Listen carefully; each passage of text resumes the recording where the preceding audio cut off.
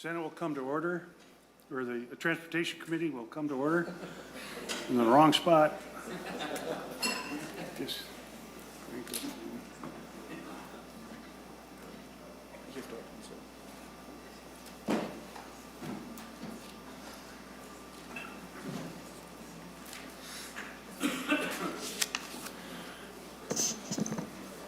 first testifier up is from Mndot, Commissioner Daubenberger, and Mr. Radin, you've had enough time.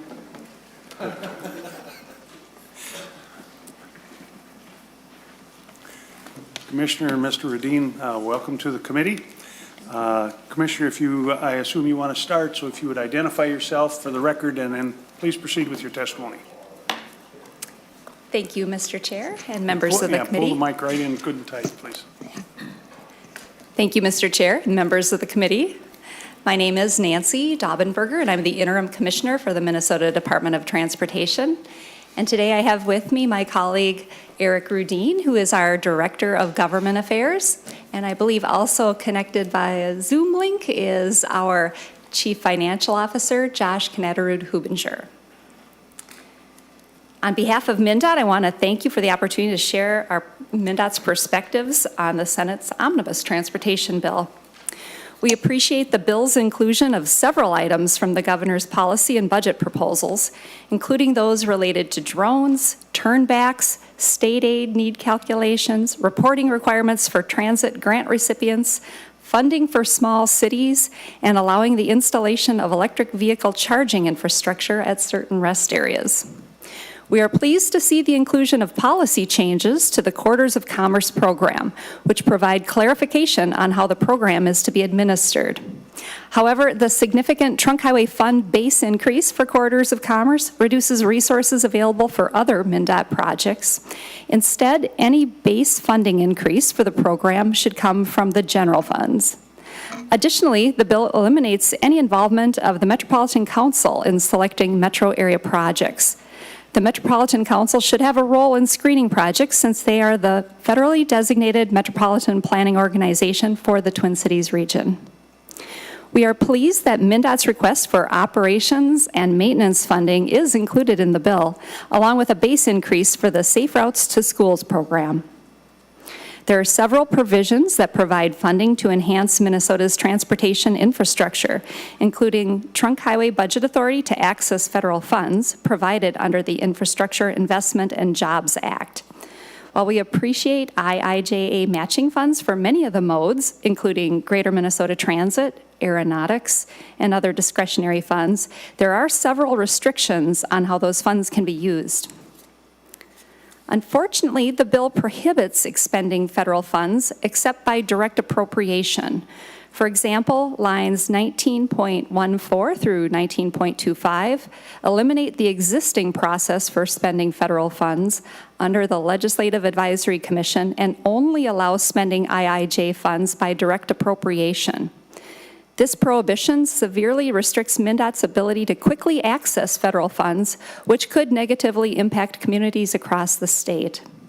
Furthermore, these provisions were not heard prior to their inclusion in the Omnibus bill, thereby minimizing the opportunity for Mndot and others to provide input into this and how this change would adversely impact Minnesotans. There are also no corresponding direct appropriations in this bill that would allow us to spend the anticipated federal funds, which under current law are authorized via statutory appropriations. There are other prohibitions which unnecessarily restrict Mndot's ability to develop statewide transportation infrastructure. The bill does not provide funding for electric vehicle charging infrastructure, and instead putting in place several restrictions on how the federal funds can be used for EV charging. Also, the significant increase in electric vehicle fees from $75 to $229 might discourage people from purchasing electric vehicles when we should be doing all we can to encourage people to adopt this technology. This legislation does not provide the resources needed to expand the state's electric vehicle charging network. The bill also prohibits Mndot from funding the Reconnect Rondo project in St. Paul, even with funds already appropriated by the legislature. This important project seeks to address past injustices from the construction of I-94 that have already been recognized at the federal level as a project that will likely compete well for IIJA grant opportunities. The bill eliminates funding for passenger rail and shuts down the Northstar commuter rail line, which would negatively impact numerous communities. These actions could also jeopardize existing and future federal funds coming to Minnesota. Trunk highway earmarks divert resources from projects that have been identified through an objective planning process. Earmarks can negatively impact fairness in project selection and funding. The bill includes more than 20 earmarks and in some cases may direct the use of trunk highway funds for local roads. These earmarks utilize almost all trunk highway bond capacity. As we've noted in previous sessions, the 2016 letter Mndot sent to current and past chairs of House and Senate Transportation Committees at that time, which included bipartisan representation, provides additional detail regarding concerns with earmarks. Mndot is reviewing cost estimates and other information for earmarks listed in the bill and will provide more information about these projects in the coming days. Finally, Mndot recently completed a report on meaningful legislative input in project selection. We recommend implementing the recommendations from this report instead of earmarking projects. We have some suggestions related to the Highway Purpose Report in Article 7, Section 8. Instead of using the term non-highway purpose, which implies a purpose is unconstitutional, an alternate term like unauthorized purpose or prohibited purpose is more appropriate. Additionally, the bill implies that expenditures prohibited by Section 161.20 are unconstitutional. The Dedicated Funds Expenditures Task Force met for several months and was unable to resolve this issue. A better approach would be to create a second sentence that does not imply the prohibited items in 161.20 are unconstitutional. So, for example, commissioners of state agencies also must not include in a biennial budget any expenditures from the Trunk Highway Fund or the Highway User Tax Distribution Fund for any purpose prohibited by Section 161.20. We have additional concerns with changes to the pavement life cycle cost analysis included in the bill. Mndot's life cycle cost analysis was developed over many years using experience gained from past methods and the review of other state DOT processes, Federal Highway Administration guidance, and academic papers, along with input from industry stakeholders. The current process, based on substantial research and stakeholder input, allows Mndot districts discretion to use an alternate bid process and select pavement types based on factors like constructability, type continuity, traffic control issues, and effect on businesses. Our recommendation is to direct the department to work with stakeholders to study issues related to pavement selection, especially related to using excess fuel consumption calculations, and report back to the legislature with consensus recommendations for changes to this process. Several Mndot agency initiatives were not included in this bill, including those related to Indian employment preference, climate funding, the Allied Radio Matrix for Emergency Response, rail grade crossing safety, utility aircraft, a technical change to membership on the Municipal Screening Board, the Northstar Bikeway, and operating funds for the second daily train to Chicago. The bill does not account for increased debt service costs from the proposed $300 million of additional trunk highway bonds and the additional needs for fund balance reserve. 6% of new state funds per policy goes to the reserve. As currently written, the bill violates the trunk highway fund balance policy by approximately $9 million in fiscal year 2025. The bill also does not include increases for program planning and delivery or agency services, including operating pressures. These activities are essential to plan, deliver, and manage additional federal funds coming to Minnesota from the bipartisan infrastructure law. Thank you for the opportunity to share Mndot's perspective on the Omnibus Transportation Bill. We look forward to working with you to address these issues as the bill progresses through the legislative process. My colleagues and I stand ready for questions. Thank you, Commissioner. Mr. Radin, did you want to testify, or are you just here to answer questions? Just to help with questions, Mr. Chair. I think what I'm going to do is, because we've got so many testifiers, we'll move on with the other testifiers. And perhaps once we're done with all three agencies, we could come back to some questions. I know members may have some. I don't want to get too bogged down because of the sheer number of testifiers that are coming in. If it would be all right, then Commissioner, if you would wait for a bit. Certainly I will. Thank you, Mr. Chair. Thank you very much for that. Then the next testifier for the Met Council will be Mr. Shetland.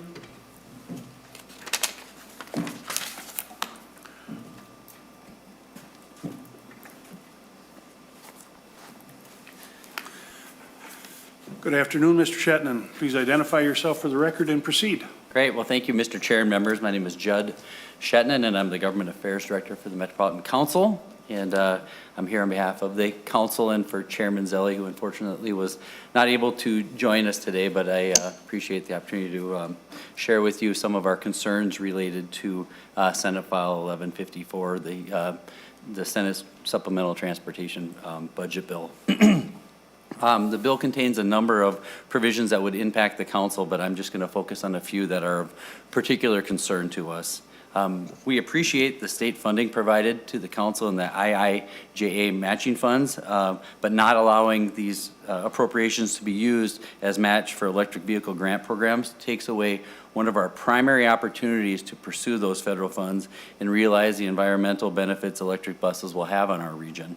Further, we're concerned about providing the IIJA matching funds from our fiscal year 23 general fund appropriation that would result in a permanent reduction to our base going forward, and we strongly oppose any change to that agreement we made just last session. Senate File 1154 also includes a number of provisions that relate to guideways that are troublesome. We strongly oppose to any effort to suspend the construction of a line or add a municipal consent provision that would allow a municipality to revoke their previous consent for a project that has already completed the local planning phases. We are also concerned that changing the funding approach to regional guideways would make it difficult to implement the regional transitway system. Regarding Northstar, we believe the provision to ask the FTA to continue service is premature. We'll be looking at the potential termination of the service as one of the options that we are including in our study that we're conducting with Mndot and the counties that have contributed to the line's construction and operations. I would also like to add that there are other entities that would be impacted by the potential termination of the line that need to be considered beyond the FTA, and our study will include those entities as well. We are open to discussions related to the reporting of ridership and crime statistics. However, we encourage you to include our administrative citations initiative in your final bill that was passed in your committee just last session. And we believe that language will improve our system, our service, and our customer experience. The Mndot did a great job of expressing our concerns related to the Corridors of Commerce program. And with that, Mr. Chair, that is our testimony regarding Senate File 1154. So thank you. Thank you, Mr. Shetland. Next up is Commissioner Harrington, and I understand he is going to appear online. And I'm going to give him, there he is. Commissioner, welcome to the committee. Please identify yourself and proceed. Senator Chair Newman, my name is John Harrington, for the record, and I am the Commissioner of the Minnesota Department of Public Safety, and I thank you for allowing me to testify indirectly on Senate Transportation Omnibus Bill 1154. First off, I want to thank you for including the DPS requested change by eliminating the all plate fees for the Gold Star families. While it's not a significant amount of money, I think it's really important that we recognize these families, and so I'm very grateful for that. And I also want to acknowledge the creation of the missing and murdered Indigenous relative special license plate, with revenue going to help establish a reward fund. That office is now staffed out of the Department of Public Safety. We're very excited about seeing what that can do to stop what has been a long and rather ugly chapter in terms of women that have been trafficked and women who have disappeared due to domestic violence and other in the Native American community. So I do need to express, voice my concerns that there are 2 deficiency requests that we put forward that are not in this bill. I presented both of these requests in front of this committee in February, and they're very real deficiencies, and they're going to create and have created operational issues for both the Minnesota State Patrol and the Department of Vehicle Services. First off, the State Patrol will run out of general fund dollars this month. So it's April. It's not something far off in the future. It's this month. These funds were appropriated for capital security, and while I can promise you that the State Patrol will not stop protecting the Capitol, it will have to shift to trunk highway funds, which will then create a deficiency in that account. The money, and there is money put into a general fund account that could be used, but as I understand it, there's a rider on that language that says that it can only be used for new hires and therefore can't be used to make up this deficiency. So we are looking at a deficiency request of about $3.78 million from FY 2022. I want to also thank, and I believe I have to thank General, probably elevated him, Senator Dudzinski on this one. I may have said general, but the helicopter brings to mind that. The $45 million to provide for replacement and additional State Patrol aircraft in this bill will absolutely be helpful to the patrol. I can tell you that in the meetings I'm having with law enforcement across the state, the State Patrol's aviation asset is regularly mentioned as a absolutely key ingredient in our ability to stop folks that are violating the law, but to do it in a way that reduces the risk of crashes and unnecessary death to the public by doing that. While we appreciate the appropriation, I really do need to get the deficiencies met before I can really begin to advocate fully for that piece, because while we requested one new helicopter, we would be absolutely delighted to take the additional funds, but we do have to make sure that all of the deficiencies are taken care of. The second deficiency request that we're concerned about is in driver and vehicle services. This deficiency request is once again very imminent. It's going to run out of money at the end of this month or early next month. It was the money we needed to produce license plates, tabs, and other vehicle services. As we mentioned prior to this, during the pandemic and during the lockdown, people shifted from going to deputy registers and to state agencies to get their plates, and they began going online to get them, which meant that our mailing costs and our production costs went up. That has created a deficiency that will cause us to, well, it's caused us to do 2 things. One, we put a hiring freeze in place because given that we knew that there was a deficiency, it wouldn't have been fiscally prudent to continue to hire folks if we didn't have the funding. That hiring freeze is already beginning to impact the PIC and other parts of DVS because we're not able to bring in new bodies that needed to be done there. But it will mean that we will stop producing plates because we won't have the funds to do that. There is somewhat of a surplus that's sitting in the deputy registrar's office, but it will mean that we will have to start removing plates off of their shelves to try and meet the demands that we have. So we really do believe that this needs to also be appropriated. This bill does include recommendations from the independent expert review with Rick King, and we appreciate so many of his work. He's done great service for the state, and we are greatly in his debt, whether it's back from when we were trying to figure out how to fix Menlars to today. His guidance and his wisdom has been very helpful. We are concerned about a shift in the way we provide funds to the deputy registers. And I want to say first off that we do believe that deputy registers should be compensated fully for the work they do. There's a recommendation in his proposal, however, that asks us to take about $9.2 million of revenue that's generated solely by the state and transfer it to the deputy registers. And we don't think that's a prudent step. It will have dramatic and long-term impact on the state if we do that. The bill also doesn't provide for expanding eligible circumstances for families of first responders who die in the line of duty so that they can receive death benefits in case where they've had cancer or whether there is a post-traumatic stress disorder that is linked to their death. I can tell you that just a month ago, we buried the Albert Lee firefighter, Lieutenant Brett Bass. He died from cancer. And I still remember talking to his family at the funeral in Albert Lee about how he had been doing literally firefighter Olympics and firefighter, high intensity activities even just a few years ago. And then cancer took him, and literally once it started, it took him out so very, very quickly. And last month, I also visited with the Pater family and their firefighter family from St. Paul, another robust, athletic, tough firefighter who died of cancer far too young. And we really do believe that we need to add an additional $1 million each year so that we can begin to help these families who have had their firefighter or their police officer or their first responder die in the line of duty.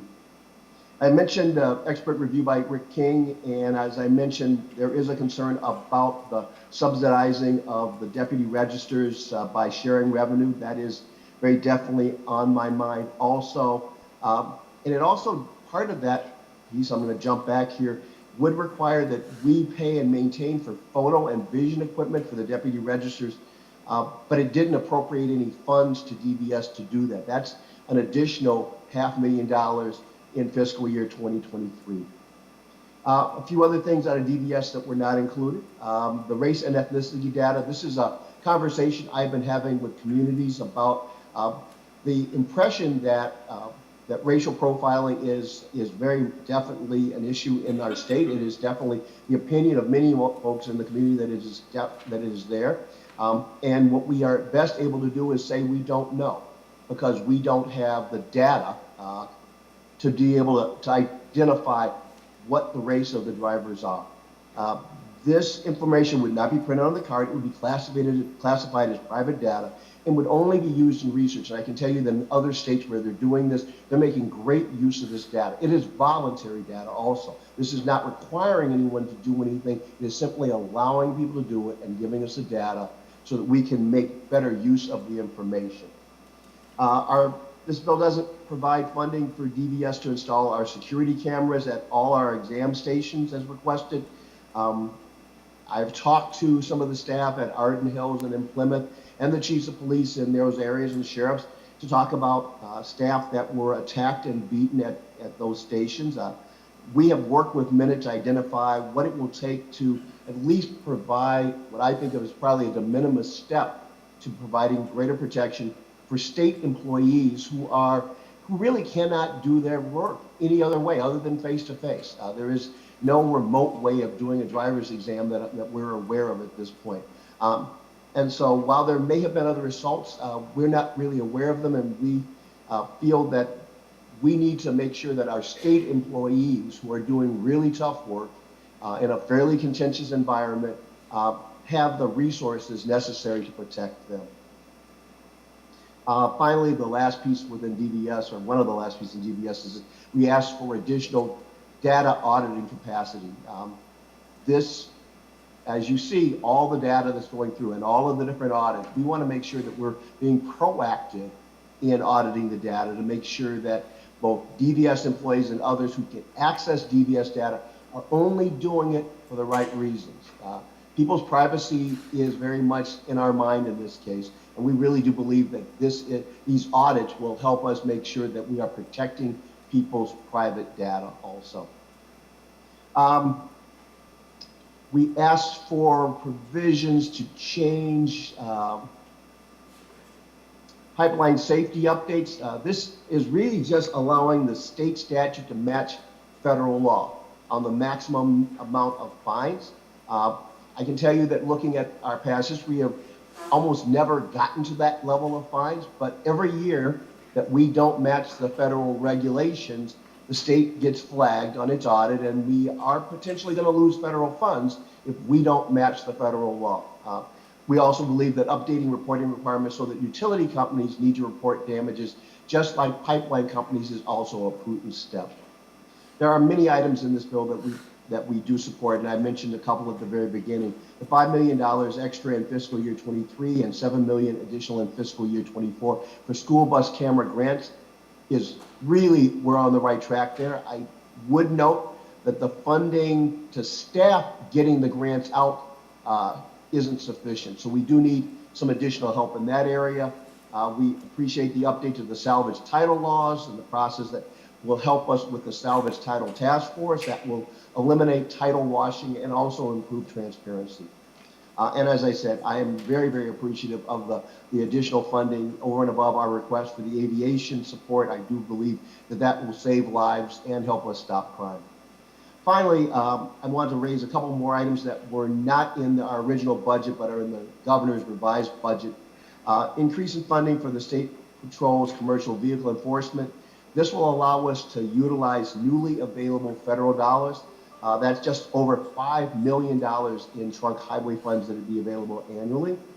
We would really do, and I will say this, having just talked to several chiefs of police, the soft body armor reimbursement count is $12 in it. That is clearly insufficient at a time when we are trying to hire lots of new cops, and that's just for the police, by the way. We are now getting requests from firefighters and EMS for soft body armor also. And so the budget we have is insufficient even for the police departments, much less the thousands of firefighters who may also want to now access that as they are being tasked to do more first responder work. Last but not least, the Traffic Safety Advisory Council, based out of the Office of Traffic Safety, would help take on the large increase in traffic crashes. We have seen a record year, and we continue to see those numbers grow up. I think we're at 60 plus right now. This group would bring together state agencies, law enforcement, private businesses, including the auto and insurance and trucking agencies to help us guide TZD.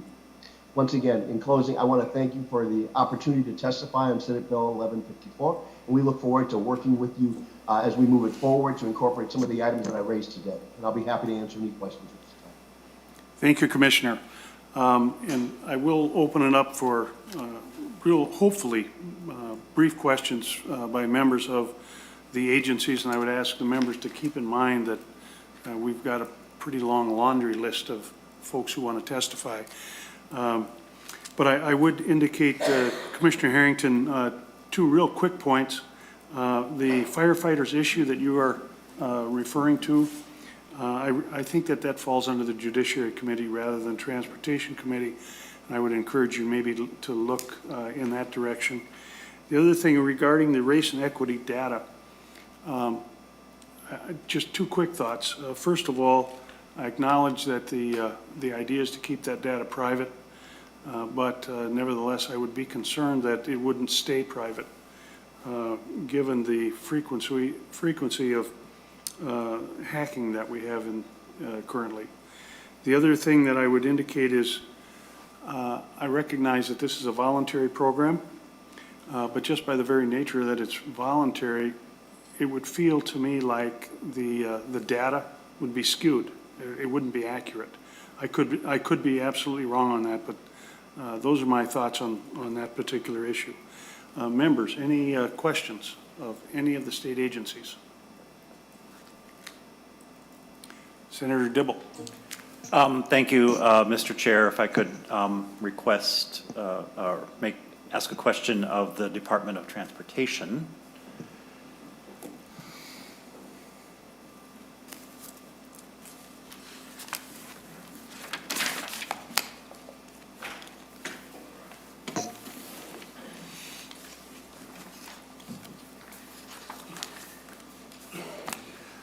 Thank you, Senator Dibble. Thank you, Mr. Chair. Acting Commissioner Daubenberger made mention of, all told, the trunk highway funds appropriation, or whatever we call it, exceeds department recommendations by $9 million. And I think that includes quarters of commerce, the bonding authorization, the other appropriations, et cetera, earmarks. What are the implications of overshooting by $9 million? I think it has some impact on our reserves, et cetera. I was wondering if we could have a better understanding of the implications of that. Commissioner? Thank you, Mr. Chair and Senator. One note on that, we did have a discussion just a little bit earlier with Lexi about that. Sounds like there could be a technical correction on that. But in terms of the implications that you're wondering about, at this point, if I could ask my colleague, Josh Kanatarud-Hubinger, if he's on, to address the implications of going over that. And before I recognize Mr. Hubinger, I think Senator Dibble, that there has been an error made, a technical error that is intended to be fixed. Oh, Because most certainly we do not want to be in violation of that policy. But given that explanation, if you want me to recognize Mr. Hubinger, I will. Otherwise, we can move on, understanding that we intend to fix that error. thank you. That's fine, then we don't need to explore that question. Any other questions, Senator Dibble? Yes, my favorite question. Do we know the implications of what I would call earmarks, what you would call community requests? Do we know, we haven't had the opportunity as a committee to review these individual requests, so we have no knowledge of their readiness, the typical analysis that Mndot does when we see these lists in these bills. Have they been studied? Are other funding sources that are needed through local partners in place?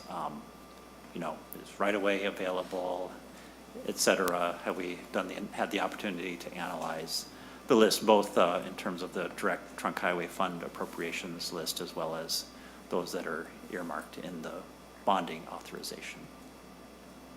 Commissioner? Mr. Chair and Senator, thank you for that question. We are in the process of looking through each individual earmark that is listed in the bill and getting input from our Mndot district staff on those projects to understand what trunk highway elements that could be funded through this bill, as well as what are local elements that trunk highway funds would not go toward. But I'll just also take this opportunity to mention that Mndot does have concerns about earmarks, as it does then take away from projects that are already programmed. And Commissioner, we'll call it a controversy between earmarks or constituent requests or community requests is something that's been going on for a number of years. And I continue to maintain that our constituents have an absolute right of meaningful input as to what projects are selected. I would also indicate, Commissioner, that for the first time that I am aware of, earmarks have now appeared at the federal level. For a long, long time, that was absolutely verboten. You couldn't have federal earmarks. All of a sudden, they are now beginning to appear again. So it isn't all that unusual.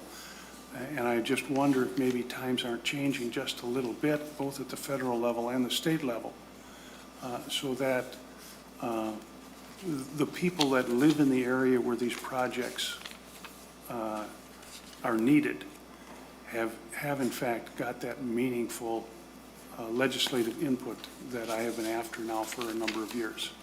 Senator Dibble, anything further?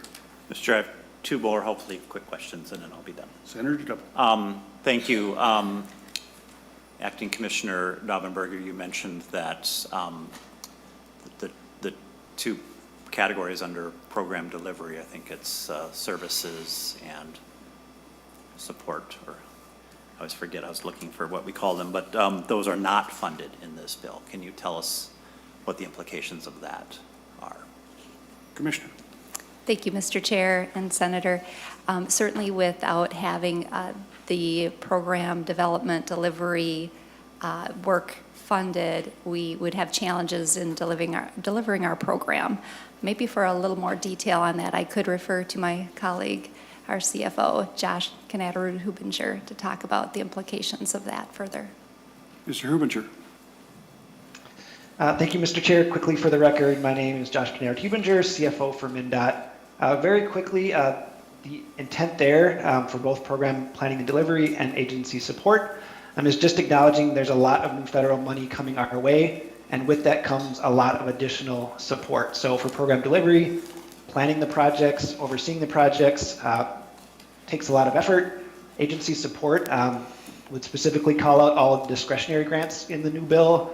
That takes a lot of work to decide which projects to pursue, actually put together applications and the grant applications, and then oversee all those pots of money as they come to the state. There's a lot of work in offices like financial management, human resources, audit, offices like that that are going to need some additional support as well.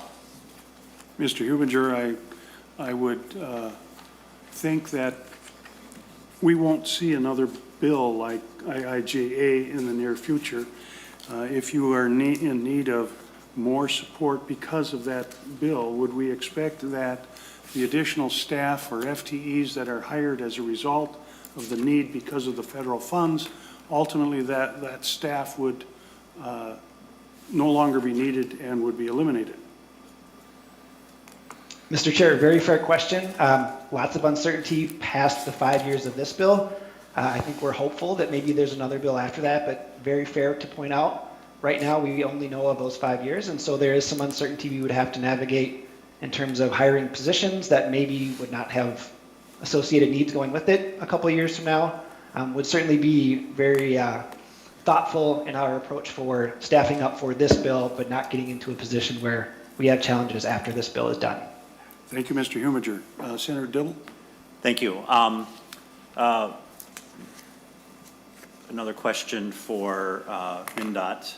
I see on page 17, under other multimodal grant programs, about $13 million per year is provided, which is great. But then I think I counted 8 of the discretionary grant programs for which these dollars could not be used as a match. Do we have a sense of how much the state might forego that we might be able to apply for in federal grants that would come to the state of Minnesota that otherwise could not, given these restrictions?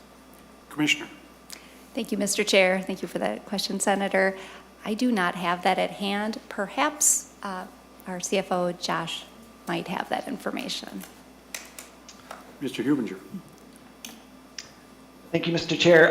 Order of magnitude for those listed, there's 60 plus discretionary programs that we're tracking based on how FFAS is putting that list together. So there are a lot of grant programs out there. This prohibition is a subset of them. I will qualify, though, some of those pots of money are fairly sizable. About a third of all the discretionary grant money is for passenger rail, as one example. Senator Dibble? One final question. Sorry, I said 2 and then I added another one in my head, so if I could ask. So, Mr. Chair, Acting Commissioner, I see that Corridors of Commerce receives $6 million this biennium, 138.5 next, as contrasted with about 45.5 for the State Road Construction Program, not counting what we would anticipate from federal funds and or some of the match that's going to come. I assume that's through the auto part sales tax. But and then so between pegging those dollars to the corridors and also the list of 25 or so earmarks, what is the implication to Mndot for the existing 10-year improvement plan as well as the longer term plans, those projects that have been queued up in an orderly fashion for available construction and funding? Commissioner? Thank you, Mr. Chair and Senator. I'm going to once again defer to our CFO, Mr. Hubinger, for his thoughts on that magnitude of impact. Mr. Hubinger? Thank you, Mr. Chair and Senator. I think it's fair to say the mix of the funding as it's proposed in this bill would prioritize projects that maybe aren't in our 10-year plan potentially and would have the natural effect of bumping existing projects further down on the queue or out of the queue entirely, depending on when those projects come in. So it would definitely have an impact on the existing 10-year plan, but also fully acknowledging we are right in the throes of updating our 20-year plan to account for all this new federal money.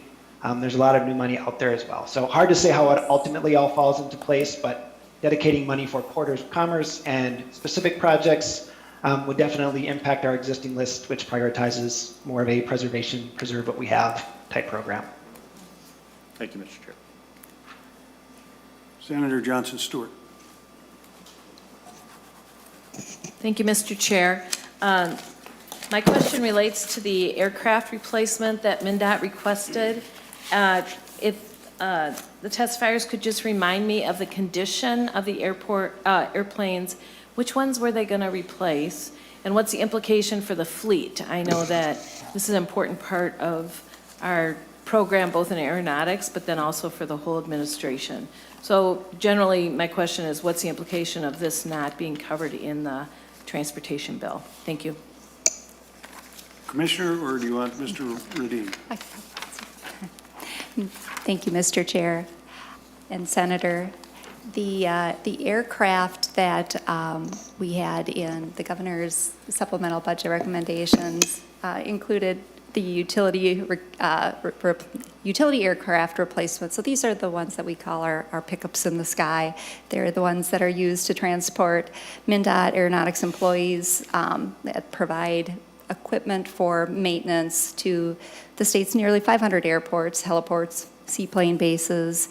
And one of those aircrafts was purchased in 1978. The other was purchased in 2005, but both are experiencing increased unreliability and have recently required significant repairs. So we need to continue making repairs to these older aircraft, which is getting to be quite inefficient. And then its implications to not being able to serve those airports on a timely basis. That answer your question, Senator Johnson Stewart. Yeah, just to follow up, Mr. Chair. My understanding is that these planes are used to transport all kinds of state officials, too. I mean, to make it more efficient, to attend meetings without extensive travel time. So if we're down to one aircraft, or if it's not able to be, you're not able to operate on a full fleet, and I know how busy those airplanes are, I just am curious about the implications for overall cost due to travel time that's increased by not being able to have a direct flight. Thank you, Mr. Chair. Mr. Chair, if I could. Mr. Radin. Mr. Chair and Senator Johnson Stewart, these are actually not the passenger aircraft that are used to transport state employees.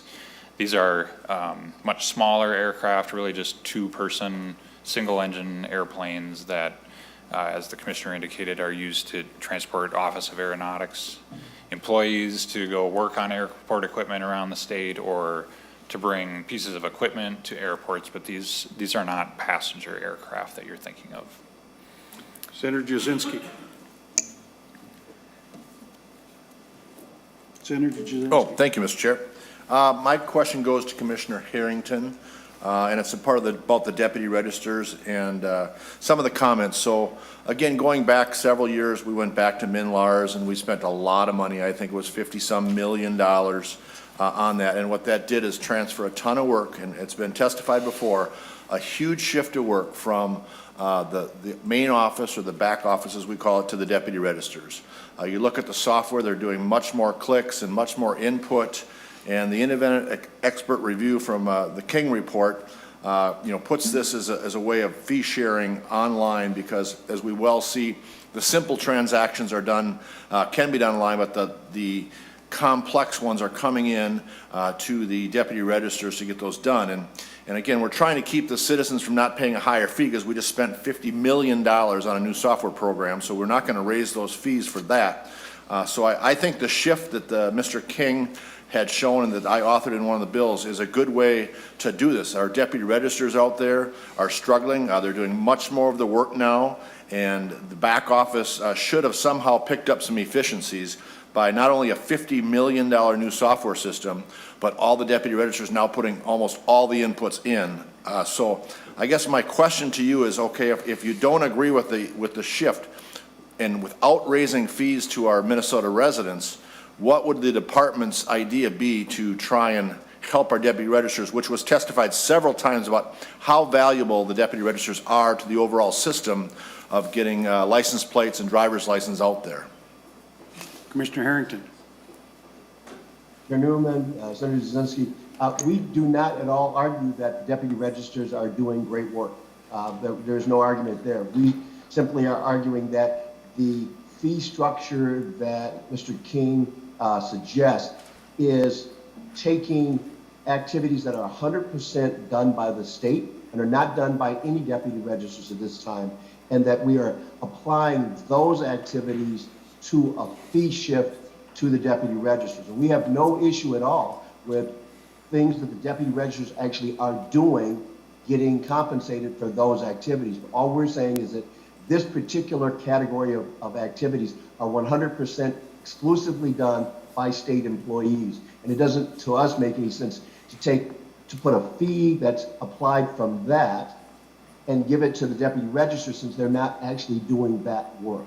And that it would, in fact, further reduce the staffing necessary to do the work at the state level, which, as you recall, was oftentimes given to us in the form of temporary or project-related staff and not long-term staff. And so there are costs that are longer term, and our primary objection here is, in fact, that the work that would be tapped, the revenue that work is generated, is not done at all by the deputy registrars at this point. So we think that there should be a fee adjustment for them, but it shouldn't be on this particular category of work. Senator Jasinski. Thank you, Mr. Chair. Okay, members, we are going to move now. One, Senator Dibble. if I could ask one quick question of the Met Council.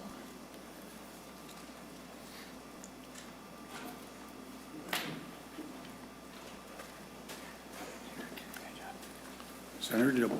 So, Mr. Chair, just I think it behooves us to be reminded, we're looking at a $10 million in each of 2 years, and it looks like the cut to the general fund base for Met Council transit operations is made permanent.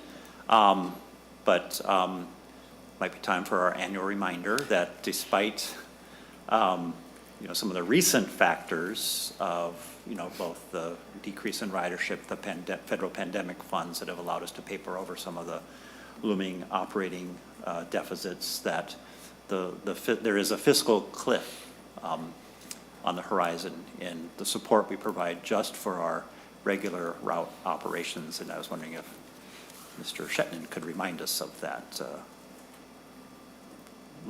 regular PSA, so we don't lose sight of this fact that we're going to have to deal with this eventually. Thank you, Mr. Chair. Mr. Shetland. Well, thank you, Mr. Chair and Senator Dibble, for your question, and I appreciate you raising that. As I mentioned in my testimony earlier, that we are not interested in renegotiating the budget bill from last year. This proposal in this bill does cut 10% or $10 million permanently from our general fund base, and I think what Senator Dibble is asking me to remind folks is that we do have a structural deficit in our transit system and our transit operations, and this would exacerbate that even worse. The point is that we are able to use our federal pandemic funds, the CARES Act funds, the CRISA funds, and the American Rescue Plan funds that we negotiated last year in order to make sure that our operations continue. But there is a structural deficit that is looming out there, and this potential $10 million reduction to that would make matters worse for us on an ongoing basis.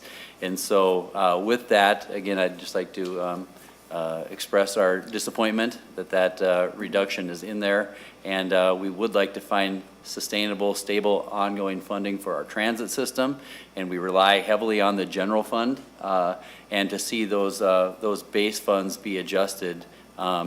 Maybe it might not hurt us here immediately, but that structural deficit remains, and we would appreciate it if you'd reconsider your position on that. So thank you. Senator Dibble. Senator Johnson Stewart. Thank you. Just a quick follow-up. Many of the I understand about the fleet aircraft. Many of the airports in our state have very outdated nav aid and lighting systems, and I'm familiar with what Mndot does with that fleet aircraft.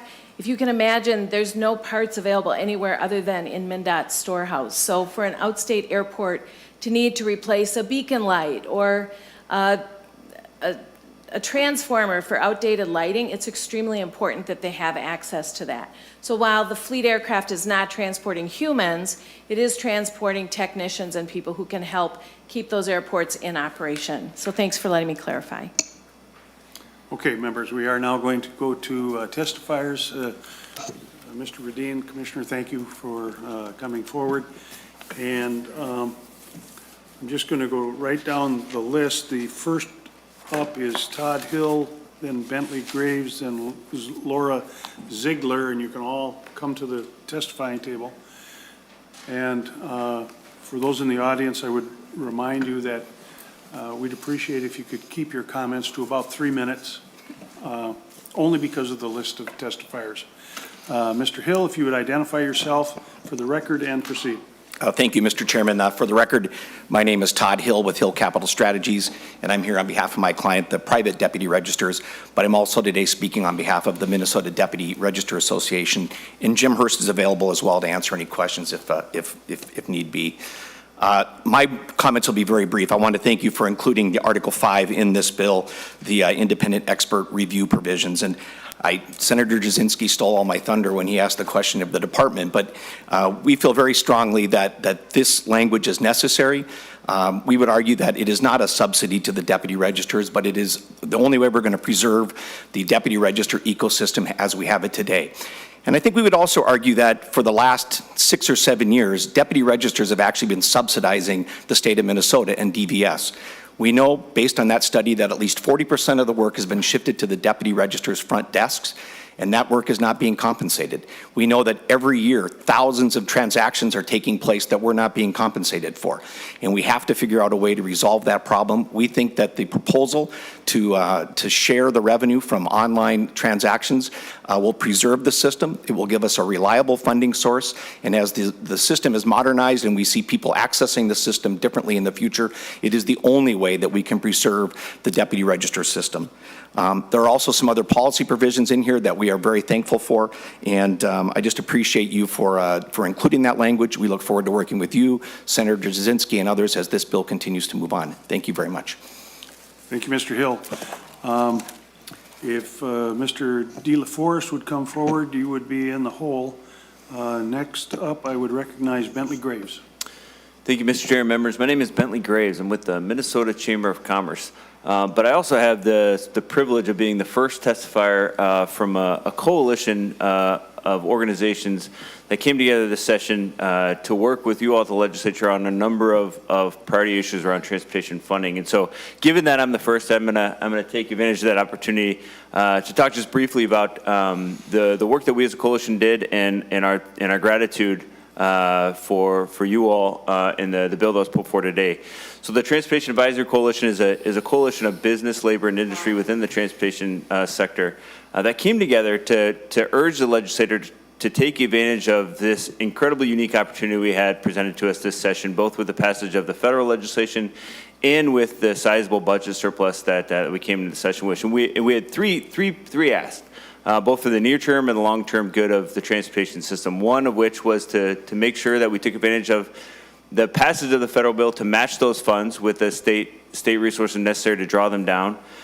Two was to leverage the sizable state surplus that we're experiencing to bring 100% of the auto parts-related sales taxes into transportation. And the third was to help ensure that our transportation funding infrastructure over the long term was positioned with greater contributions from the growing fleet of electric vehicles.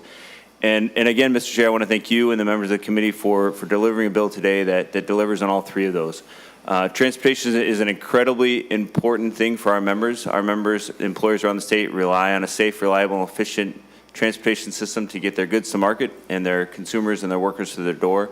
And the provisions of this bill, by leveraging the federal money and by leveraging state resources that will grow over time, will ensure that we're positioned to meet the needs of our system over the years to come. So thank you, Mr. Chair. Thank you for members of the committee. Happy to stand for questions if there are any. Thank you, Mr. Graves. If Ms. Breidick would come forward, please, and I would recognize Ms. Ziegler. Thank you, Mr. Chair. My name is Laura Ziegler. I'm with Associated General Contractors of Minnesota. We are a statewide trade association representing construction businesses that build and maintain our infrastructure. I would just like to reiterate what Mr. Graves just said in those three key areas. We know you're going to have a lot of debate, as with any omnibus bill, any package, and those areas in terms of the federal funding, the auto parts sales tax dedication, and furthering the dialogue on electric vehicles are all areas that we support, and we stand ready to support you and the agencies that are going to deliver a strong, robust construction program for the state of Minnesota.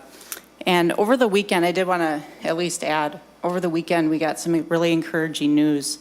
The Bureau on Labor Statistics indicated that the construction industry employment in March across the country topped pre-pandemic peak that was set back in February of 2020.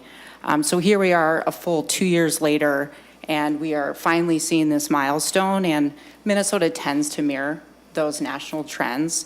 So we believe that we can continue to build on that here, and there are so many items in this bill that can help us do that. As you continue to think about recovery and our economy, leveraging those federal match dollars in particular, and the auto parts sales tax dedication will deliver those robust construction programs. So thank you for the inclusion of those, Mr. Chair, in the bill today. Be assured that the Minnesota construction industry is well positioned to deliver a larger capital investment program, working with the country's safest and most efficient workforce as key partners to deliver excellent value for taxpayers. Thank you again, and I'll stick around for any questions. Thank you, Ms. Ziegler. If Mr. Kruger would please come forward, and I would recognize Mr. De La Forest. Mr. Chairman, members of the committee, good afternoon. For the record, Christopher De La Forest here today on behalf of my clients, the North Central States Regional Council of Carpenters and the Operating Engineers Local 49. Both those unions represent collectively approximately 30,000 construction trade professionals here in Minnesota. Mr. Chairman, I'm part of a line of testifiers here right now that's part of a coalition that has visited with all of you regarding the agenda items that referred to my colleagues just a moment ago. And I want to reiterate that my clients in the construction trade unions are very supportive of this coalition. We're proud to be a part of this coalition. We experienced a good deal of success the last time we all got together and achieved a partial statutory dedication of the auto-related sales taxes. Now, Mr. Chairman, you have that 100% dedication in your bill. My clients are extremely and enthusiastically supportive of that provision, as well as other provisions in the bill that we think well deploy a significant amount of resources to the state's road and bridge infrastructure, which every serious person acknowledges is underfunded and is going to continue to need positive revenue streams.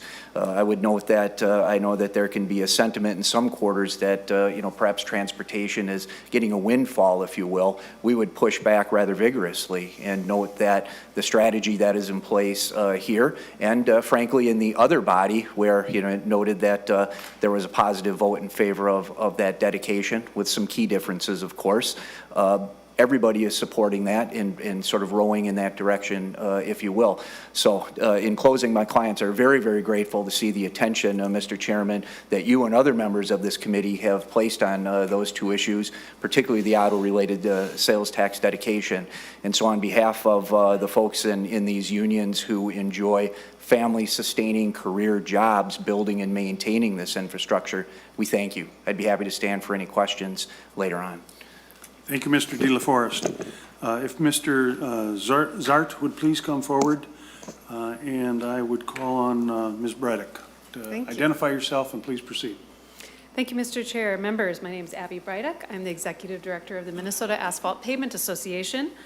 We are also part of the coalition of groups that have just spoken previously, and I, of course, would share all of their comments enthusiastically.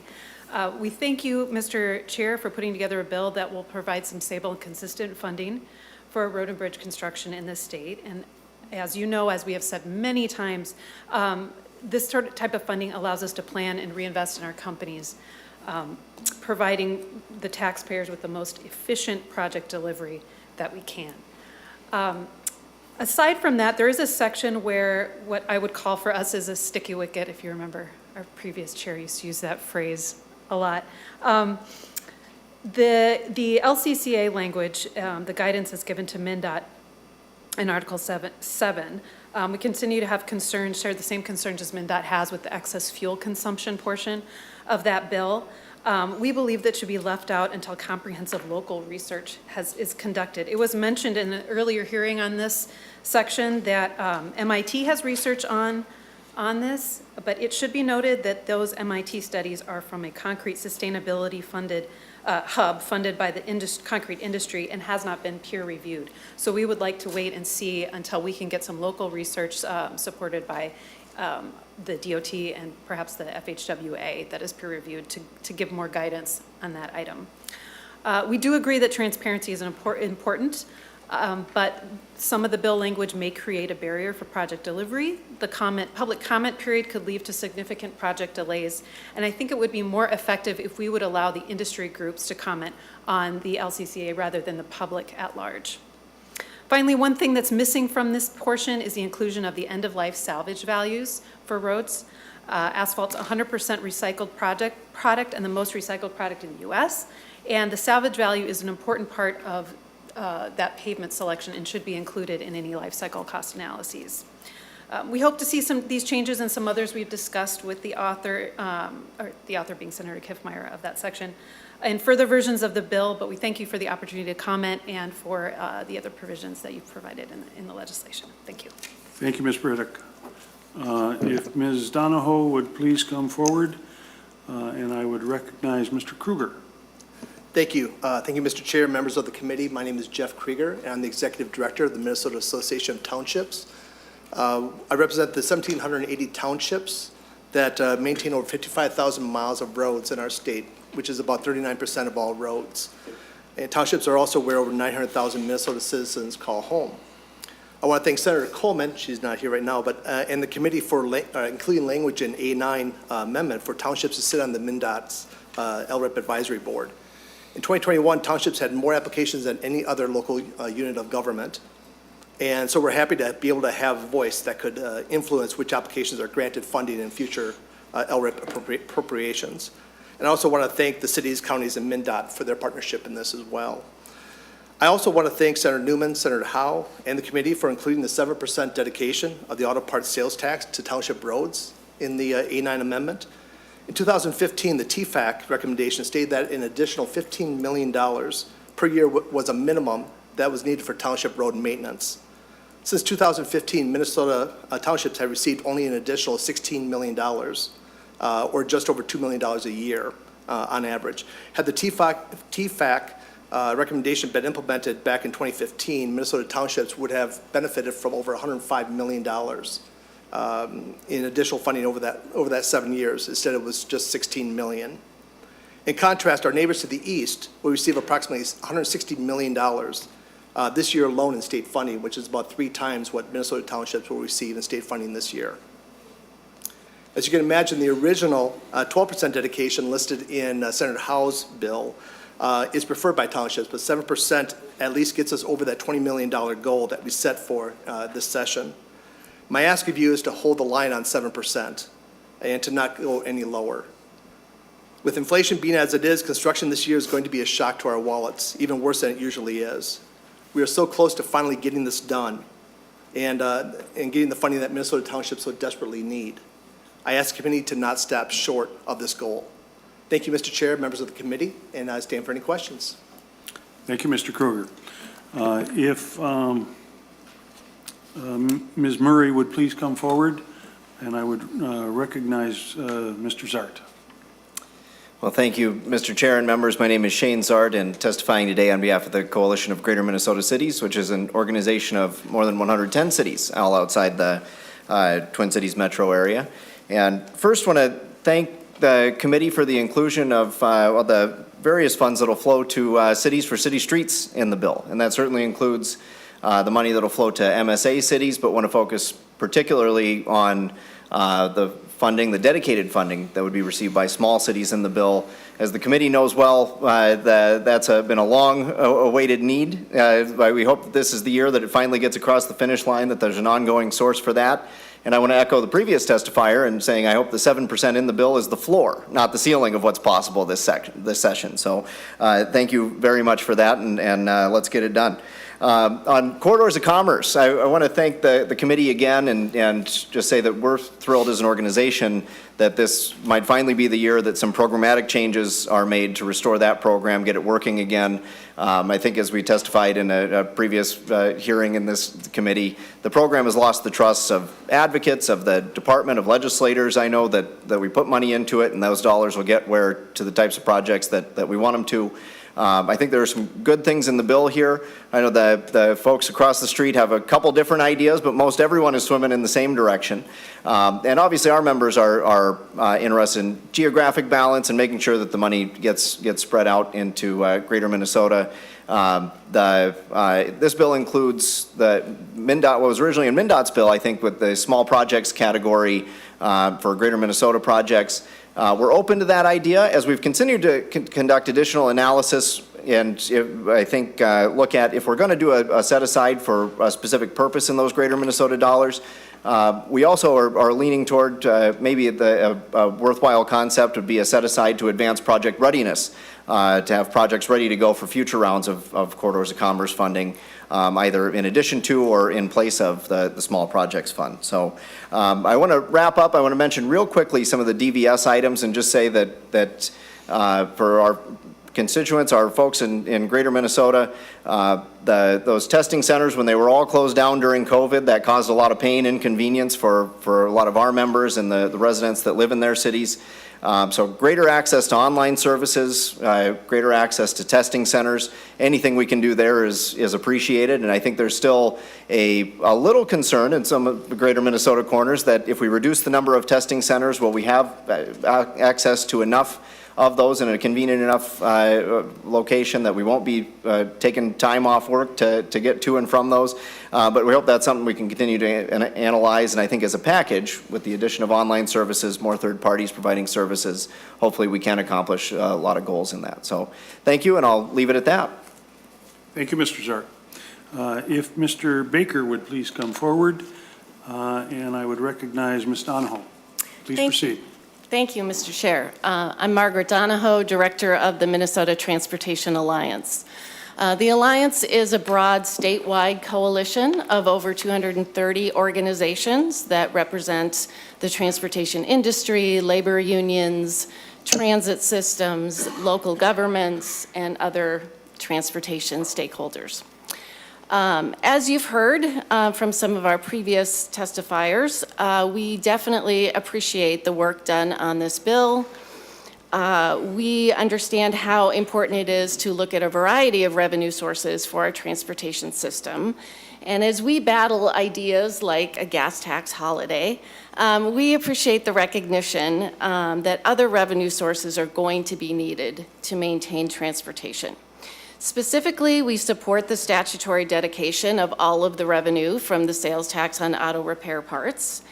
But we would also urge everyone involved in the negotiations on this to keep an open mind when it comes to the distribution of that revenue so that we can achieve agreement and get this dedication signed into law this session. We also urge members to consider the impact of these revenue increases for all jurisdictions and all parts of the transportation system, whether it's state highways or county state aid roadways or municipal state aid streets, small city streets, township roads, or transit service throughout the state. All parts of our transportation system work together, are interconnected, and they all face significant funding shortfalls. So we hope that you will keep that in mind and look to have a proportionate increase in revenues for all parts of the transportation system.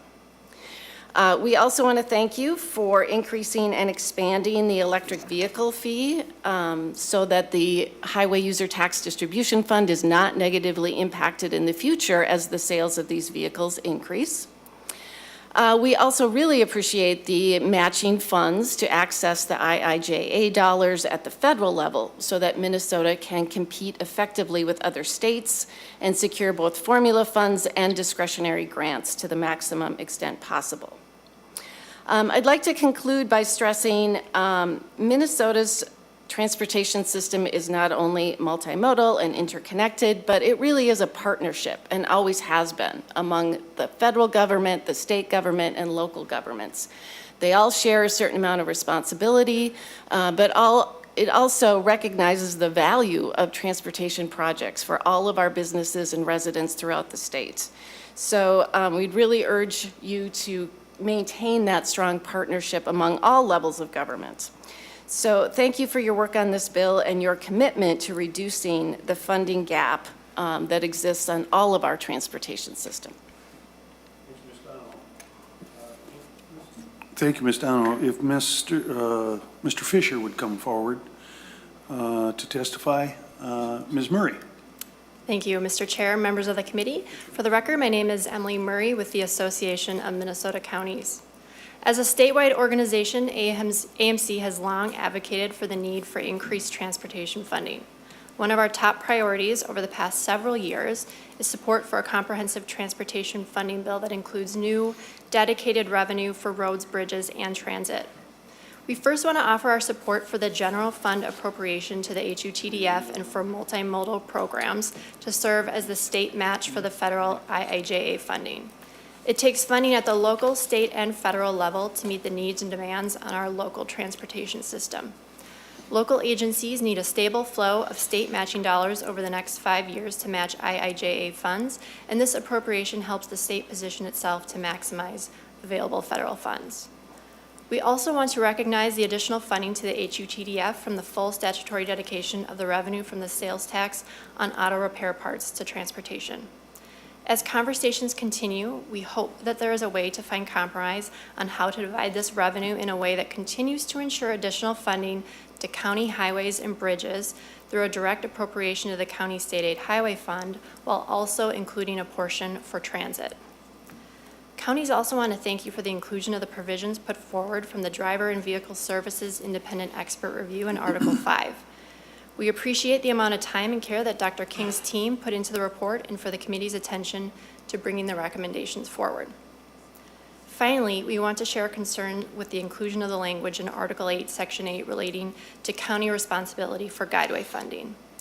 Last session, a similar proposal was put forward. Since then, we've seen the passage of the federal infrastructure package that includes significant funding to maintain our roads, bridges, and transit systems.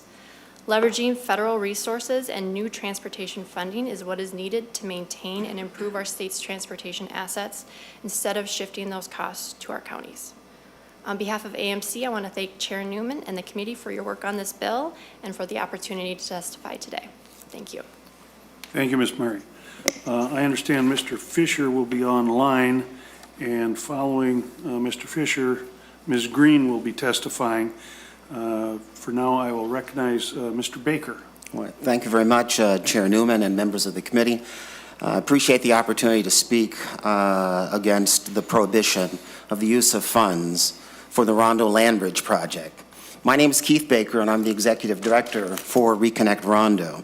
For those members of the committee, as Acting Commissioner Nancy Daubenberger mentioned, the Rondo community was devastated in the 50s by the construction of the highway I-94. And one of the things that is also important to keep in mind is the transactional loss that took place. If those homes had remained there, the equity value would be $157 million. That's a significant loss and gutting of a community. One of the things also that I think is really important when we think about how this project currently is funded, at least our pre-development activities, it's funded utilizing state general appropriation and not transportation resources specifically. The thing also that I think is really critical to keep in mind is that from our perspective, while we are aimed at a transportation project, meaning a land bridge, we see this as a much larger proposition beyond transportation. We see this as something helping us to move forward, to consider housing, to consider workforce and pathway developments, to consider those things that are tied to what transportation outcomes ultimately are intended for, which is mobility access, which is improving quality of life, and also supporting and spurring economic development. One of the things that is also very critical to consider is that we don't see this as a social service proposition. We see this as an economic development proposition. We see this as an opportunity to create a prosperity zone, well beyond just simply transportation. If we consider U.S. Bank Stadium just as an illustration, there was $348 million invested by the state in that particular project. While I'm not here to discuss or debate whether or not that is an appropriate appropriation of resources, what I can ask is the question, how did Rondo directly benefit from that investment within the state? I think similarly we can speak to Target Field. Target Field received $360 million worth of resources. And the thing that's unique about Target Field is that Target Field sits over an infrastructure. Target Field received $90 million of infrastructure investment and $260 million for ballpark construction. Again, a public-private partnership. We don't see this proposition being that much different except for recognizing the importance of community need. The other thing that also I'd like to at least mention is we have been working very closely with our congressional leadership. We just recently received $1.5 million of federal resources for a net zero development demonstration prototype. We view this prototype as also helping the state to move forward on considerations around carbon neutral or reduction of carbon within our atmosphere. The other thing that I think is important is Senator Tina Smith and others, such as Congressman Betty McCollum, has poised for us currently an ask that we put forward back May of last year of $5.4 million to continue through pre-development activities. Well, considering that, we already have of the 6.2 that we've received in terms of an appropriation, 1.3 is intended as the federal match. So we have set the conditions for leveraging what we anticipated to be transportation investment of that 5.4 million tied with the 6.2 million to get us through not only master planning, but to be able to return back and put forward a proposition as a result of that master planning process.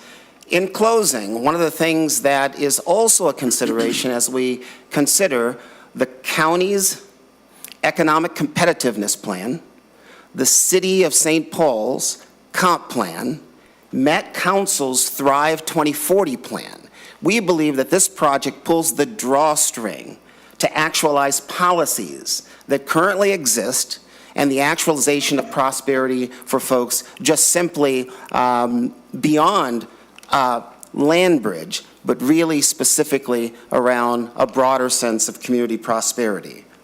Housing, workforce development, career pathways, health and wellness. While we want to leverage and utilize certainly resources that are available from the federal government as well as local jurisdictions, we certainly recognize that what's good for Rondo is also good for the entire state of Minnesota because it also helps to address the incredible disparities that exist in the state of Minnesota today. So I'll be happy to field any questions at any point required. Thank you, Mr. Baker. Thank you. Next, we have Mr. Fisher online, I believe, followed by Marion Green and Carolyn Berninger. Well, Mr. Chair. Senator Gilbert. I just wanted to mention at the tail end of Mr. Baker's testimony that I'm working with Mr. Baker to do a field trip out, just a few blocks away to see the Rondo project and understand it a little better as this bill makes its way through finance and on its way to conference committee. So I'll be letting everyone know about when that opportunity is available in the next week or two. Yeah, thanks, Senator Dibble. And Chair Harnstein also took me on a field trip. And so I went through the same program, very interesting. So at the appropriate time, we'll discuss it further. We might provide treats that might be a little better. Mr. Fisher, yes, you are online. Please state your name, with whom you are associated, and proceed with your testimony, sir. Thank you. Chairman Newman, members of the committee, my name is Josh Fisher here on behalf of the Alliance for Automotive Innovation. We represent the automakers that produce nearly 99% of all the cars and light trucks sold in the U.S. Appreciate the opportunity to speak today. 2021 saw EV sales rise in every state across the country, including Minnesota. To maintain this steady growth, public and private investment to build robust and reliable EV charging infrastructure will be key. Unfortunately, Senate File 1154 runs counter to that spirit and will set Minnesota back when it comes to supporting its residents with EV charging infrastructure, and further penalizes Minnesota residents by hitting them with the highest EV tax in the country at a time when consumers are being hit by inflation and rising costs, and the state has a $9 billion budget surplus. Like every state, Minnesota must confront the fiscal challenges of adequately funding an aging transportation system. The challenge is what to do about it. From our perspective, the answer is not the highest EV tax in the country of $229 on fully electric vehicles. The tax would not only be the highest in the country, but it's applied unfairly because it's imposed on plug-in hybrid EV owners as well, who already pay the gas tax every time they fuel their vehicle up with gas. The bill seeks to impose an additional tax of $114.50 on these vehicles, thereby double taxing those residents. Such a disproportionate tax is punitive for consumers who drive electric vehicles from our perspective. The bill also fails to take full advantage of the federal funding for EV infrastructure. Minnesota should expect to receive about $68 million over 5 years to support the expansion of its EV charging network. Yet the prohibition from the state spending matching funds in the bill hamstrings these efforts, which will only hurt Minnesota residents, car dealers, and businesses that are investing in EVs and need reliable charging infrastructure. Minnesota's current infrastructure is inadequate when compared to what's necessary to support the growing number of EVs. And Minnesota residents need to feel confident that they'll be able to charge or refuel their vehicle wherever they go. Therefore, it's critical that the federal funding be fully utilized, and failing to take advantage of this now will cost the state down the road when it would be forced to bear the full cost of EV charging rather than only 20% of the cost as provided for under the infrastructure bill. The governor and the PCA put Minnesota behind the 8 ball when they unilaterally imposed the Clean Cars rule while doing nothing to support those who want to buy an EV. Automakers are equally frustrated with the manner in which the Clean Cars rule was implemented, but we request that the legislature not compound the problem with some of these issues in Senate File 1154. So appreciate your consideration of our comments and look forward to working together to resolve these issues. Thank you. Thank you, Mr. Fisher. I do have Suzanne Sabatka on the list. I don't know if, well, she's going to be online. Okay, we will. She is number 3 up for now. Marion Green, identify yourself for the record and please proceed. Thank you, Mr. Chair and members of the committee. My name is Marion Green, and I'm the Hennepin County Commissioner for District 3 and Chair of the Hennepin County Board. Commissioner Fernando, our Chair of our Rail Authority, wishes she could be here. Thank you for the opportunity to testify today on the Transportation Omnibus Bill. I'm here to express concern that this language will significantly delay transit projects in our region, driving up costs, jeopardizing thousands of construction jobs, and missing out on billions in federal funding to our state. Specifically, this language would delay the Blue Line Extension project. First, Guideways are statewide assets. Hennepin County strives to deliver a safe, sustainable, multimodal transportation system to serve the county's 1.3 million residents and 42,000 businesses that employ 1/3 of the state's entire workforce. We believe we all share the same goal of ensuring that our transportation investments are efficient and effective at growing our economy, enhancing livability, reducing disparities, and protecting the environment. In an effort to achieve these goals, we've partnered with the state, federal government, and other counties to make significant investments with our local tax dollars to build and operate the Metro's transit corridors. The result is a system of corridors that serves 1/3 of all transit rides in the Metro, has secured over $2.5 billion in federal funds to our state, supported thousands of construction jobs for Minnesotans, and has generated billions of dollars in economic development.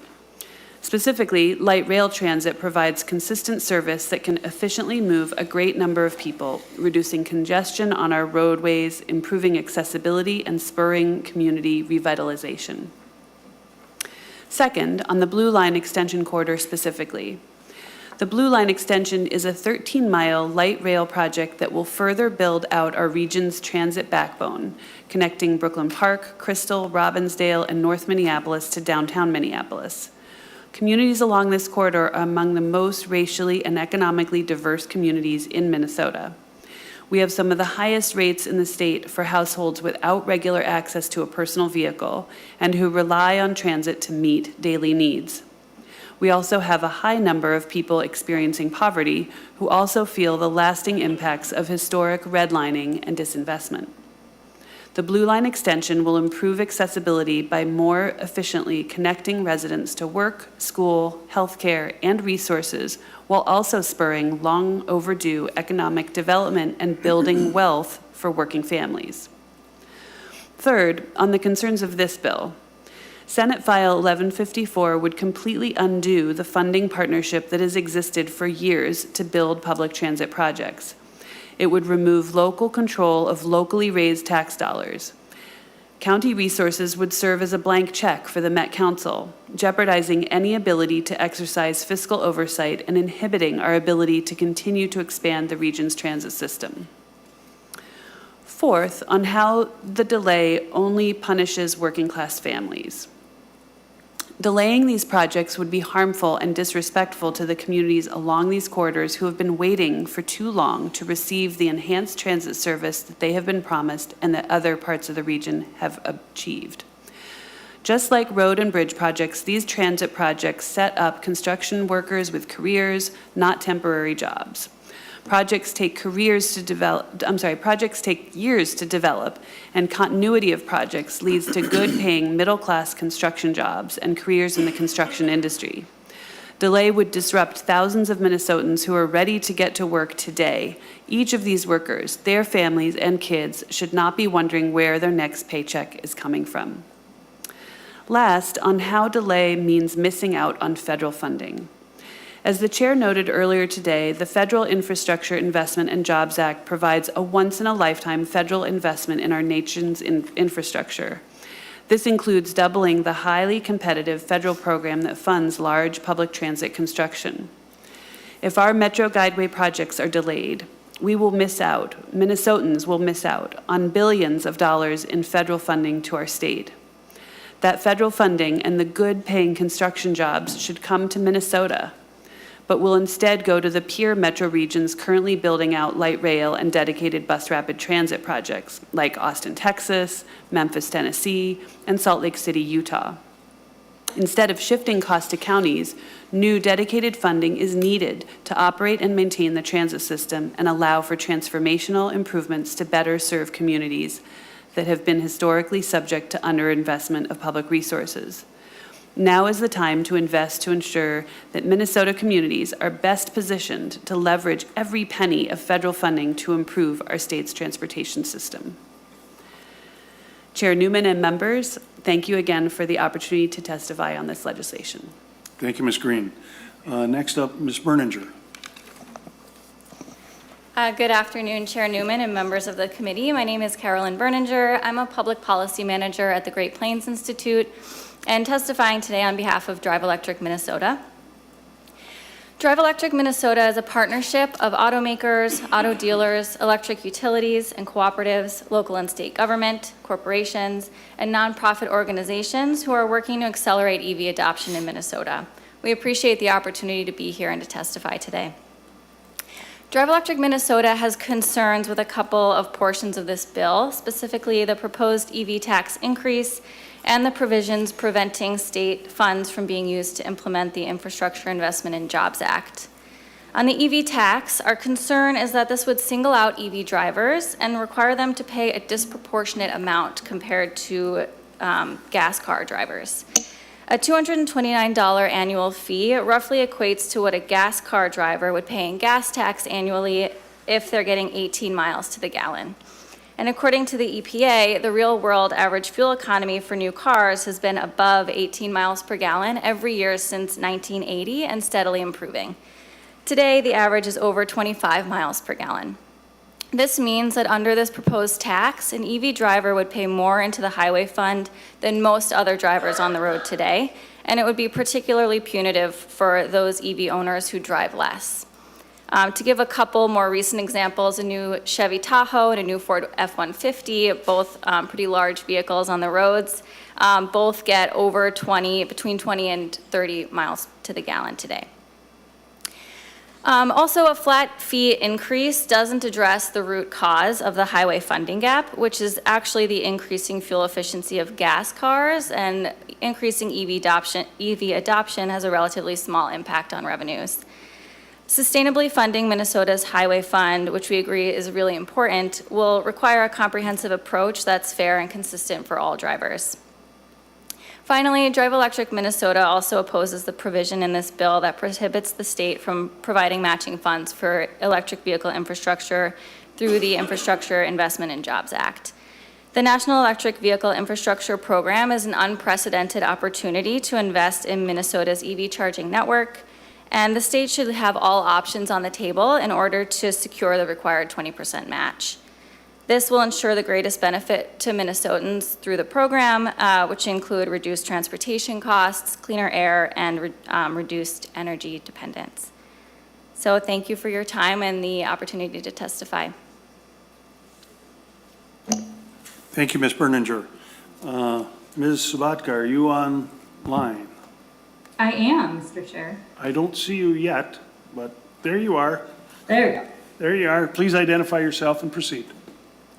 Thank you, Mr. Chair. My name is Suzanne Sabatka, and I am the Policy and Research Director at Move Minnesota. Move Minnesota is one of the leading organizations of a coalition called Transportation Forward, which advocates for long-term sustainable funding for transit and active transportation. Now, I want to thank you for the opportunity to speak with you today about Senate File 1154. I'll start by thanking you for recognizing the importance of coming up with state matching dollars for the federal IIJA. Really appreciate the dollars in the bill for both Greater Minnesota Transit and for Metro Transit. We know in Greater Minnesota there's enormous needs in terms of upgrading facilities, programming needs, as well as operational dollars. This will go a long way toward having some success securing those additional federal matches. And also for Metro Transit. The $10 million is a great start. It would be good to increase that amount as we continue our conversations in order to maximize that 20% match.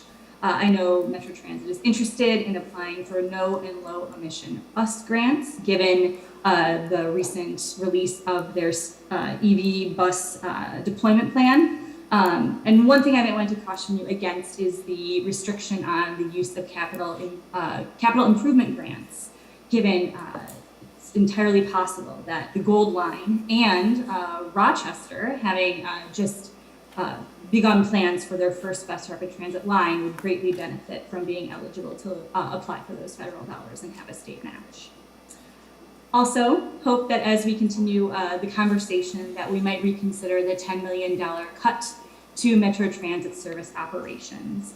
I know that you've talked extensively in your committee about how much uncertainty there is surrounding our transit system as we come out of the pandemic, but I can tell you there are some things that are certain right now, and one of those things is that Metro Transit is still providing almost 100,000 rides a day. That's more than the population of Duluth, more than the population of Bloomington, and the people who are riding transit need it. 40% of transit riders are essential workers using that service to get to work, and 47% of them do not have access to a vehicle. They are transit dependent. So these cuts would hurt those Minnesotans the most, and we hope that you might reconsider that.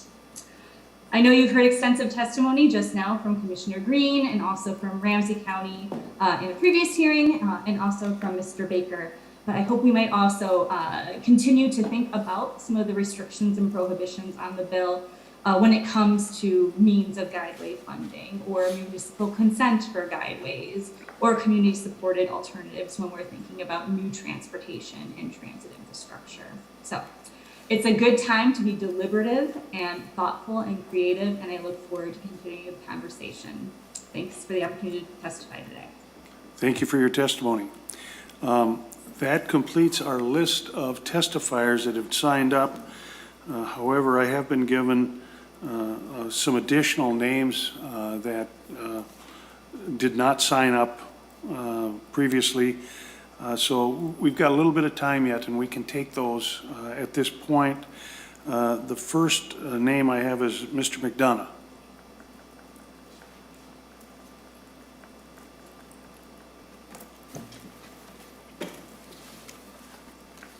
Please state your name for the record and proceed.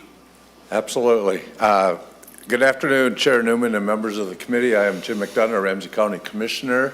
Appreciate the opportunity to testify today on the 2022 Senate Omnibus Transportation Package. And Mr. Chair, I apologize we didn't get my name in on time, but I appreciate you taking me here at the end of testimony today. Sure.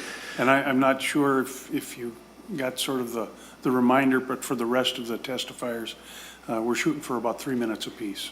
Perfect. Thank you. Please proceed. Yep. Most of my comments today are about Article 8 of the bill, but first I would ask that you reconsider the prohibitions on the Reconnect Rondo project, starting with Article 2, Section 5. Ramsey County is a strong supporter of this effort here, and Commissioner Carter from Ramsey County has been a leader in those efforts.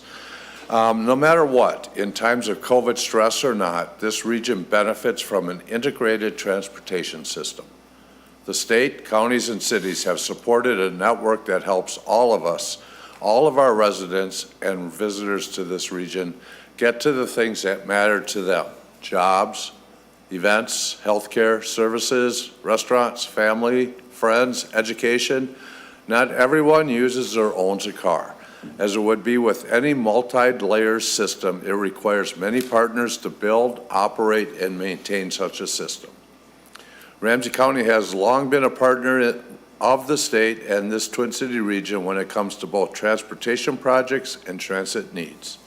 I say partner because delivering important transportation projects requires many agencies to contribute, and these projects often take years to implement. I would point out that it is not just transit projects, but road projects are complicated, expensive, and take months and sometimes years to deliver. We have big concerns about the shifts that would make the counties responsible for all non-federal costs of a transitway project, like in Section 8 of the bill. This lets the state off the hook on paying for operating costs going forward. If these provisions became law, we would have many major issues in implementing projects in the East Metro that have public support and have gone through extensive community engagement, such as the Purple Line and the Riverview Corridor. I know that Gold Line is exempted in this provision, and we appreciate it. We are very close to starting to move forward on construction of that line. In Ramsey County, our transportation sales tax and regional rail authority levy dollars are committed through the year 2053 to pay for the transit guideways in our county. Our funds are used as a match to bring federal dollars here to Minnesota. Asking a few counties to take on an even greater transit guideways not only puts key projects at greater risk, but is also an act of bad faith among partners who have expended resources and worked hard to see long-planned projects that are important to communities and business put on hold. The investments we have made in partnerships with the state Metropolitan Council have brought equity to the urban core by providing high-quality transit to underserved communities. The business community has also asked for these investments. Our labor community has asked for these investments. Projects like light rail and expansion to the bus service have made Minnesota more attractive to employers and employees out of state. It has eased congestion. It has helped connect thousands of people to jobs in healthcare and other essential services. We need the state's partnership in funding these investments for the residents we all represent. Section 6 of Article 8 seems to set into statute a process for public hearings, notice, and getting public input on designs and such. All of us would want that, and we have followed such procedures in order to get public input. Subdivision 6, though, allows for revocation, and this is problematic. It could take a project down after months and months and even years of community input. Finally, Section 7 of the bill dealing with the cost-benefit analysis seems to be singling out transit. I would hope you would hold all other modes to the same measures and scrutinies around this. Chair Newman, thank you for this opportunity today, and I will be available for any questions if there are any. Thank you. Thank you, Commissioner. I've next got Mr. Zeller. I don't know if I see him online. Is he online? Oh, Mr. Bagnoli? Are you a substitute hitter? Mr. Chair, members of the committee, Joe Bagnoli with Winthrop and Weinstein. I am the substitute for Mr. Zeller on behalf of the Concrete Paving Association. And I just wanted to thank you, I'll echo a little bit of Ms. Breidick from the Asphalt Association. It's unusual, it's not unusual actually, it's not as common as we would like, but for the life cycle cost analysis piece of the legislation, with the caveats that Ms. Breidick suggested, we're largely in agreement on that, which is an unusual situation. Additionally, I want to thank you and all this committee for their support for dedicating the sales tax on car parts, along with Bentley, the Chamber of Commerce, and others who've testified. We wanted to express our thanks and good wishes as you go forward. Thank you. Thank you. And then last, I have Mr. Novak, if you want to come forward.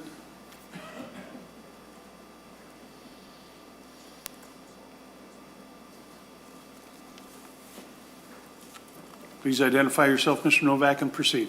Yes, Steve Novak. I represent the Minnesota Inter-County Association, which is 4 out of the 5 suburban counties and 11 of the largest greater Minnesota counties that have regional centers. And I'm here today, Mr. Chairman, very briefly and right to the point, to say thanks for your good efforts, you and the committee, on putting this package together as a starting point for the Senate position and the ultimate negotiations with the House. We specifically support major portions of this bill. Everything that has a focus on funding the county road and bridge system is a very top priority for us. We appreciate a lot of the work you've done the last few years to make some real progress in that area, and I think we have an opportunity to do really good things this year. Secondly, any and all efforts that are in this bill to provide the state match for the federal IIJA program is also one of our platform planks, and we're very supportive of your efforts in that area. Along with some of the individual programming, safe routes to schools, funds for that,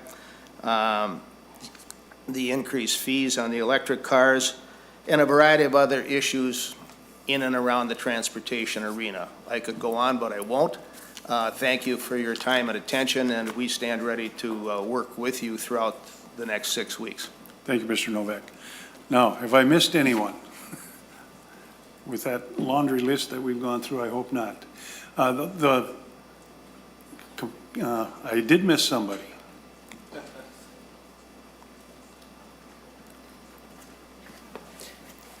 Sorry, Welcome. Mr. Chair, your invitation was just too inviting. I had to Go jump ahead. in. My name is Troy Olson. I represent North Metro Mayors Association and other associations in the construction business, but I just want to focus on the earmarks in your bill. As the North Metro Mayors Association, we're a conglomerate of 15 cities in the North Metro who every day compete against each other for limited resources. But for these particular projects that are in your bill, we come together to support them as being very regionally significant. The funding for I-94, 610 interconnections in Maple Grove, as well as the East River Road 610 interchange money there, and then Highway 65 in Blaine, of course. All part of the North Metro Mayors Association action plan, and while some may frown upon those earmarks, we appreciate the attention that you have brought to those projects. So thank you, Mr. Chair. Thank you for your testimony. For testifiers and groups, anyone that may be interested, if you have material that you would like the members of the committee to see, I would invite you to submit those materials to Mr. Kalusa, and I would ask that you have enough copies of what you submit for us to put in the various member packets. And with that, we have now completed our agenda for the day, and we will resume tomorrow with the markup and amendments. Senator Dibble, did you have anything before we adjourn? No, Mr. Chair, if, we'll work up, we haven't quite finalized our amendments. I don't anticipate we'll have a lot. I'll work with my committee members. We always like to show them, talk you into accepting them beforehand. Sure. Before you show me, I understand. Or we'll, just the brilliance of them will be persuasive. We obviously have concerns with the bill.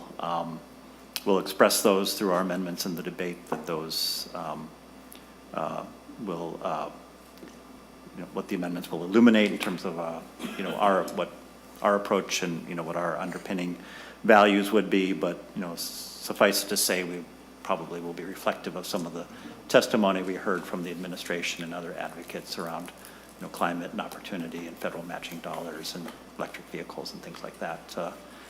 We understand the purpose of the bill on its way to the other chamber, and the positioning of proposals vis-a-vis a negotiation that's anticipated. But nevertheless, this is the bill that the GOP is going to stand up and support, and that's concerning to us. Thank you. Thank you, Senator Dibble. With that, members, we have completed our agenda, and for today, we are adjourned.